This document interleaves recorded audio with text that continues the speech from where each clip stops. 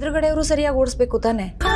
ಆ ರಾತ್ರಿ ಹೊತ್ತು ಕುಡ್ಕೊಂಡು ಹುಚ್ಚುಚ್ಚಾಗಿ ಜನ ಗಾಡಿನ ಹೆಂಗೆಂಗೋ ಓಡಿಸ್ತಿರ್ತಾರೆ. ಇದೆಲ್ಲ ಯಾಕೆ ಬೇಕು ಮಾವ? ಏನಾದರೂ ಹೆಚ್ಚು ಕಮ್ಮಿ ಆಗ್ಬಿಟ್ರೆ ಅತ್ತೆ ಗತಿ ಏನು, ನಮ್ಗಳ ಗತಿ ಏನು ಮಾವ? ಅದಕ್ಕೆ ತಾನೇ ರಾತ್ರಿ ಗೋಡವ್ರಿಗೆ ಹೋಗಿ ಕೆಲಸ ಮಾಡ್ತಾ ಇರೋದು. ರಾತ್ರಿ ಕೆಲ್ಸಕ್ಕೆ ಹೋಗುವಾಗ ಈ ಒಳ್ಳೆ ಸ್ಕೂಲ್ ಮಕ್ಕಳನ್ನ ರೆಡಿ ಮಾಡಿ ಕಳಿಸ್ತಾರೆ ನೋಡು, ಹಂಗೆ ಕಳಿಸ್ತಾಳೆ ನಿಮ್ಮ ಅತ್ತೆ. ಆ ಪ್ರೀತಿಗೆ ಬೆಲೆ ಕಟ್ಟಕ್ಕಾಗತ್ತಾ? ಅದಕ್ಕೆ ಅವಳು ಹೇಳ್ದಂಗೆ ಕೇಳ್ತೀವಿ. ಸರಿ, ಯಾವುದೇ ಕೆಲಸ ಮಾಡಿ ಆದರೆ ಹುಷಾರಾಗಿ ಮಾಡಿ ಮಾವ. ಈಗ ಕಷಾಯ ತಂದು ಕೊಡ್ತೀನಿ, ಕುಡ್ಕೊಂಡು ಚೆನ್ನಾಗಿ ನೆಮ್ಮದಿಯಾಗಿ ನಿದ್ದೆ ಮಾಡಿ. ಬೇಡಮ್ಮ ಬೇಡ, ಈ ತಲೆನಲ್ಲಿ ಏನಾದರೂ ಆಲೋಚನೆ ಓಡ್ತಾ ಇದ್ರೆ ಏನು ಕೊಟ್ಟು ನಿದ್ದೆ ಬರಲ್ಲ. ಈಗ ಮತ್ತೆ ಅಂತ ಯೋಚನೆ ಏನು ಮಾವ? ನಮ್ಮ ಜಾನು ಬಾಣಂತನ ಬರೋ ಅಷ್ಟರಲ್ಲಿ ಏನಾದರೂ ಕಷ್ಟಪಟ್ಟು ಒಂಚೂರು ದುಡ್ಡು ಸಂಪಾದನೆ ಮಾಡಿ ಕೈಲಿ ಇಟ್ಕೊಂಡ್ರೆ ಖರ್ಚು ಬಂದಾಗ ಮಕ್ಕಳ ಮುಂದೆ ಕೈ ಚಾಚೋ ಪರಿಸ್ಥಿತಿ ಬರಲ್ಲ. ಅಷ್ಟೇ ನನ್ನ ಆಲೋಚನೆ. ಇಲ್ಲ, ಹೆಂಗಾರ ಮಾಡಿ ಮೇಡಮ್ ಅವ್ರಿಗೆ ಆಕ್ಸಿಡೆಂಟ್ ವಿಷಯ ಎಲ್ಲನೂ ಹೇಳ್ಬಿಡ್ಬೇಕು. ಅವ್ರ ಪ್ರೀತಿಗೆ ನಂಗೆ ಮೋಸ ಮಾಡೋಕ್ಕಾಯ್ತಿಲ್ಲ. ಸಿದ್ದು ಅವರೇ, ಈಗ ಹೇಗಿದ್ದೀರಾ? ಆರಾಮಾಗಿದ್ದೀರಾ? ಓ ಮೇಡಮ್ ಅವರೇ, ಚೆನ್ನಾಗಿದ್ದೀನಿ. ನೀವು ಎದ್ದು ಕೂತಿರೋದು ನೋಡಿದ್ರೆ ಒಂದು ಸ್ವಲ್ಪ ಆರಾಮಾಗಿದ್ದೀರಾ ಅಂತ ಅನಿಸ್ತಿದೆ. ನಮಗೇನಿಲ್ಲ ಮೇಡಮ್ ಅವರೇ, ಮಲಗಿದ್ದು ಸಾಕಾಗೋಯ್ತು. ಅದಕ್ಕೆ ಸ್ವಲ್ಪ ಎದ್ದು ಕೂತಿರೋಣ ಅಂತ ಕುಂತೀವಿ ಅಷ್ಟೇ. ಸರಿ, ನೀವು ಹೇಗಿದ್ರೂ ಎದ್ದಿದ್ದೀರಲ್ಲ, ಬೆಳಗಿಂದ ಏನೂ ತಿಂದಿಲ್ಲ, ಒಂದು ಸ್ವಲ್ಪ ಊಟ ಮಾಡ್ತೀರಾ? ಊಟ ಏನು ಬೇಡ ಮೇಡಮ್ ಅವರೇ.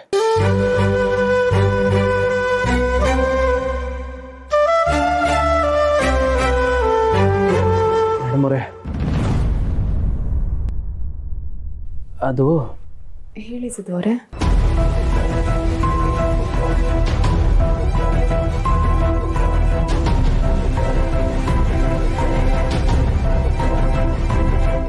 ಅದು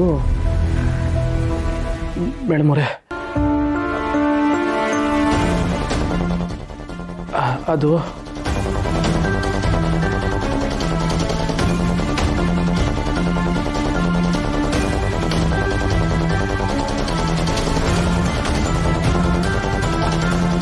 ಅದು ಕುಡಿಯೋಕ್ಕೆ ಸ್ವಲ್ಪ ನೀರು ಕೊಡ್ತೀರಾ? ಹಾಂ, ಇರಿ.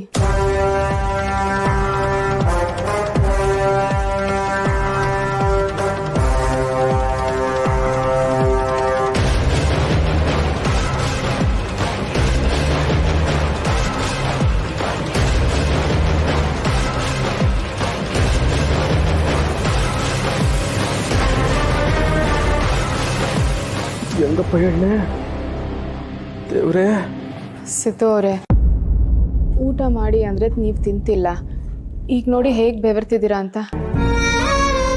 ನಿಮಗೆ ಸುಸ್ತಾಗ್ತಿದೆ, ಒಂದು ಸ್ವಲ್ಪ ಊಟ ಮಾಡಿ.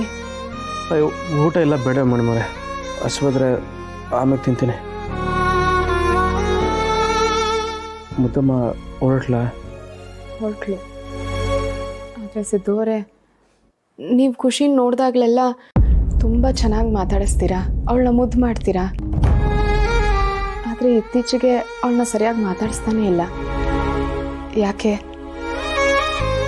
ನಿಮಗೇನಾದರೂ ಬೇಜಾರಾಗಿದೆಯಾ?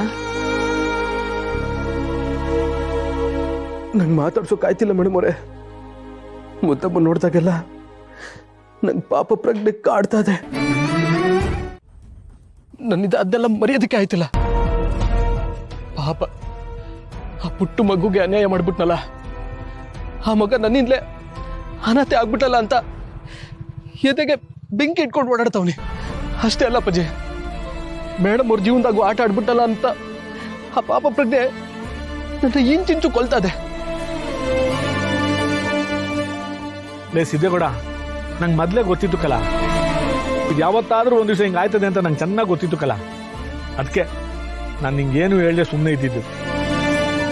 ಅಲ್ಲ ಕಲ, ಇದ್ಯಾಕಲ್ಲ ಈಟೊಂದು ತಲೆಗೆ ಹಾಕೊಂಡಿದ್ದಿ? ಲೇ ಸಿದ್ದೇಗೌಡ, ಬೋ ಸೂಕ್ಷ್ಮಕಲ್ಲ ನೀನ್ಲಿ. ನೋಡ್ಲಾ, ನಾನು ಹಿಂಗೆ ಒಳ್ಳೇದಕ್ಕೆ ಹೇಳ್ತಾ ಇದ್ದೀನಿ ಕಳ್ಳ. ಇದನ್ನೆಲ್ಲ ಮರ್ತ್ಬಿಟ್ಟು ಮುಂದಕ್ಕೆ ಏನು ಮಾಡಬೇಕು ಅಂತ ಅವ್ರು ಯೋಚನೆ ಮಾಡಲ. ನೀ ಹಿಂಗಿದ್ರೆ ಹೆಂಗಲ್ಲ ಲೇ? ಇಲ್ಲ ಪಜಿ, ನಾನು ಏನೇ ಮಾಡಿದ್ರು ನಂಗೆ ಮೊದ್ಲಂಗಿರಕ್ಕೆ ಆಯ್ತಿಲ್ಲ. ಅದು ಅಲ್ದೇನೆ ಮೇಡಮ್ ಅವ್ರಿಗೆ ಮುಖಕ್ಕೆ ಮುಖ ಕೊಟ್ಟು ಮಾತಾಡೋಕ್ಕೂ ಆಯ್ತಿಲ್ಲ ಅಪ್ಪಾಜಿ. ಲೇ ಸಿದ್ದೇಗೌಡ, ನಾನು ನೀನು ಹೆಂಗೆ ಹೇಳ ನಿನಗೆ ಲೈ